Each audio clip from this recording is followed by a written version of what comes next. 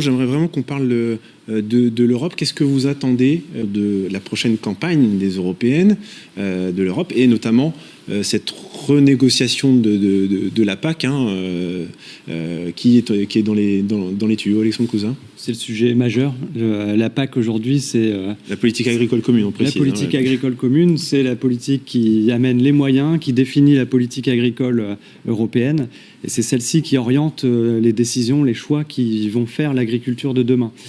Et on le voit bien aujourd'hui, le gros souci, on a parlé du revenu tout à l'heure, cette PAC actuelle, elle est quand même très axée sur les surfaces.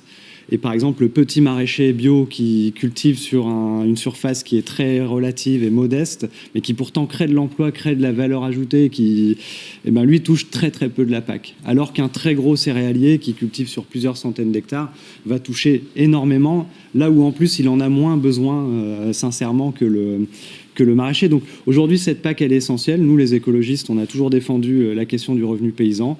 On a toujours défendu la question de l'abandon des pesticides à échéance assez rapide en mettant des moyens pour que l'agriculture puisse basculer, y compris sur des moyens humains. C'est-à-dire qu'aujourd'hui, le passage en bio, il veut dire des emplois créés dans les fermes.